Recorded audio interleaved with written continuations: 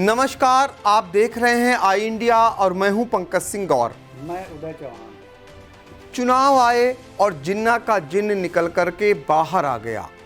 किसी के लिए जिन्ना फायदेमंद साबित हो रहे हैं तो किसी की जिन्ना का नाम लेना मजबूरी बन गया है। जी हां, हम बात कर रहे हैं रविवार को हरदोई पहुंचे सपा मुखिया अखिलेश यादव की, जिन्होंने जिन्ना का नाम क्या लिया, भाजपा को जैसे बैठे बैठाए एक हमला बोलने का हथियार मिल गया। फिर क्या, एक एक कर सारे भाजपा के नेता अखिलेश यादव पर जिन्ना को लेकर हमलावर हो गए। सभी जानते हैं कि सूबे के हालात क्या हैं, इस समय कौन कौन सी समस्याएं हैं।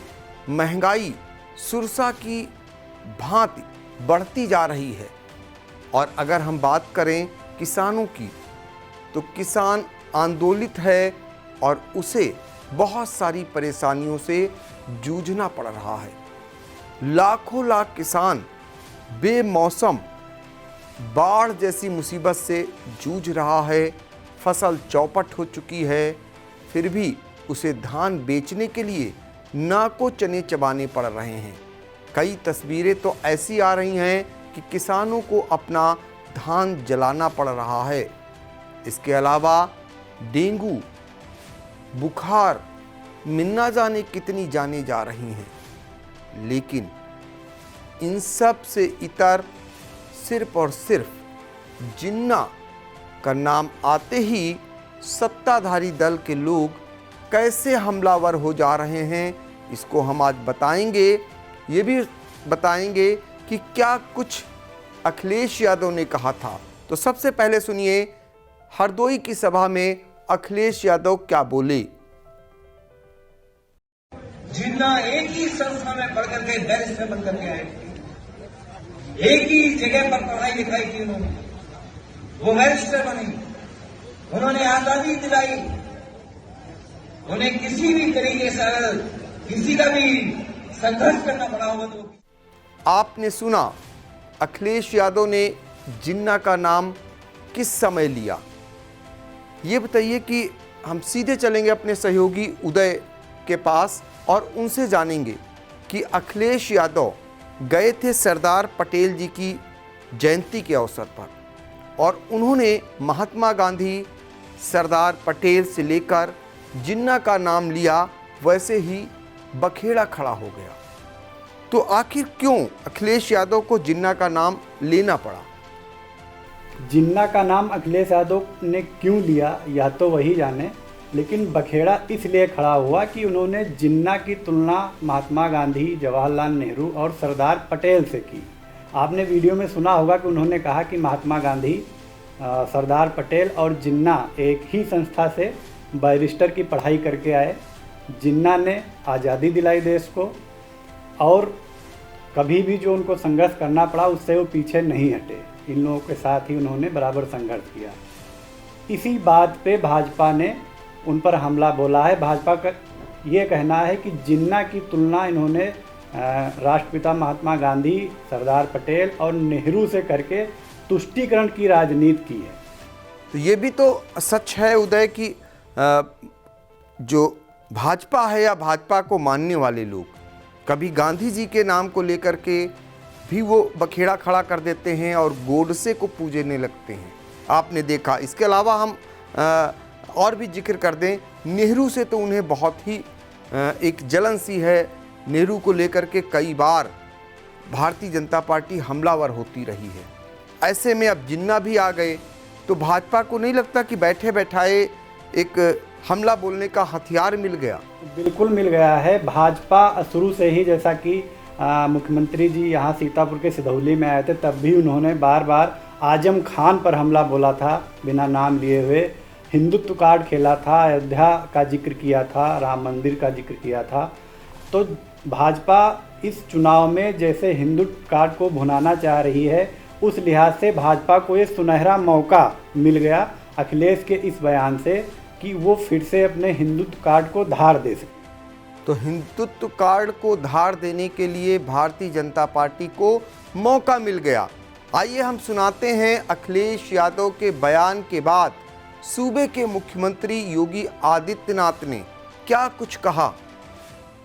कल मैं समाजवादी पार्टी के राष्ट्रीय अध्यक्ष का वक्तव्य सुन रहा था। वह देश तोड़क जिन्ना से इस राष्ट्र को जोड़ने वाले सरदार वल्लभ भाई पटेल की तुलना कर रहे थे।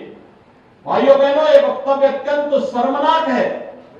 सरदार वल्लभ भाई पटेल भारत की एकता और अखंडता के आधार हैं, उसके शिल्पी हैं और वर्तमान में प्रधानमंत्री मोदी जी के नेतृत्व में एक भारत श्रेष्ठ भारत की परिकल्पना को साकार करने का कार्य किया जा रहा है। लेकिन आजाद भारत को एक भारत के रूप में रखने, अखंड भारत के रूप में वर्तमान भारत को रखने का श्रेय अगर किसी को जाता है तो वह सरदार वल्लभ भाई पटेल को जाता है, जो पूरा देश लौह पुरुष के रूप में मानता है।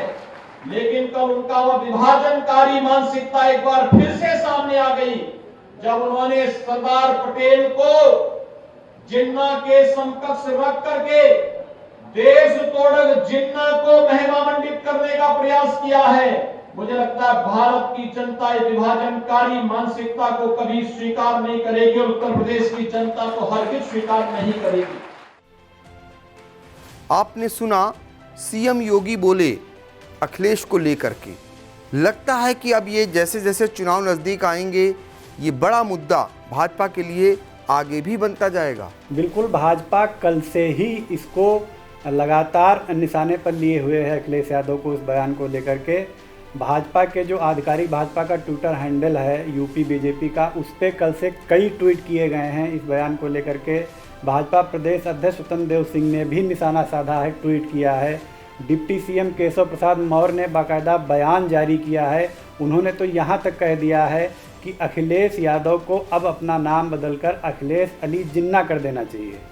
तो इतना बड़ा बयान आ गया है भारतीय जनता पार्टी के उप मुख्यमंत्री का अखिलेश यादव पर, तो वो बयान भी हम आपको सुनाते हैं कि अध्यक्ष श्री अखिलेश यादव जी को अगर श्री अखिलेश अली जिन्ना कहा जाए तो कोई अंतर नहीं होगा। उन्होंने न केवल मोहम्मद अली जिन्ना का नाम लेकर के देश के विभाजन के समय जो करोड़ों की संख्या में लोगों को बलिदान हुआ है उनके बलिदान का अनादर किया है, बल्कि तुष्टीकरण की घटिया राजनीति के कारण से भारत रत्न लौह पुरुष सरदार वल्लभ भाई पटेल का भी अपमान किया है। एक ही विद्यालय में पढ़ने के बाद एक ने देश का विभाजन करवाया और एक ने देश को जोड़ने का काम किया।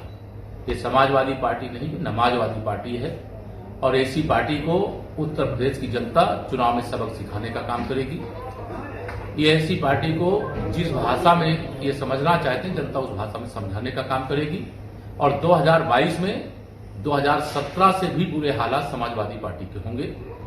समाजवादी पार्टी के इस बयान की मैं निंदा करता हूं, भर्त्सना करता हूं और श्री अखिलेश अली जिन्ना उनका कहूं तो मुझे कोई गलत नहीं लगता है। उन्हें तत्काल देश और प्रदेशवासियों से माफी मांगना चाहिए।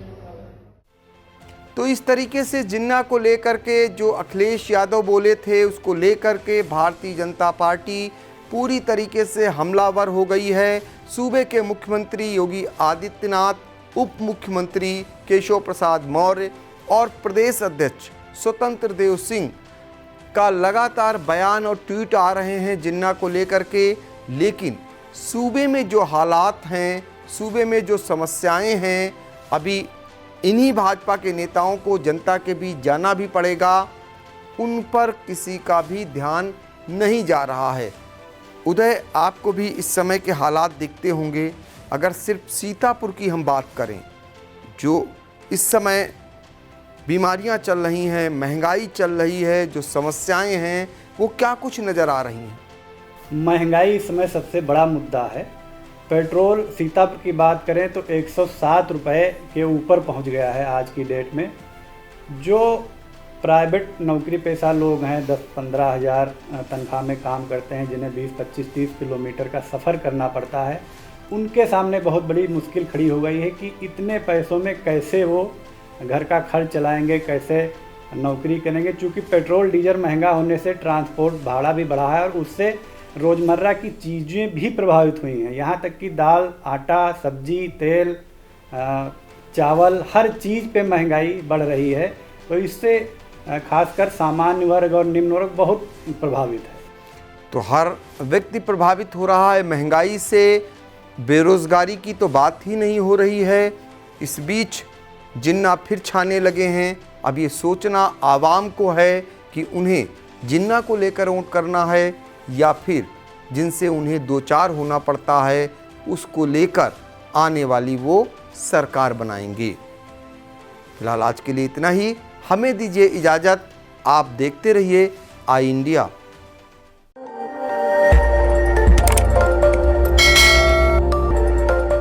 खबर आपकी, नजर हमारी। देखते रहिए आई इंडिया।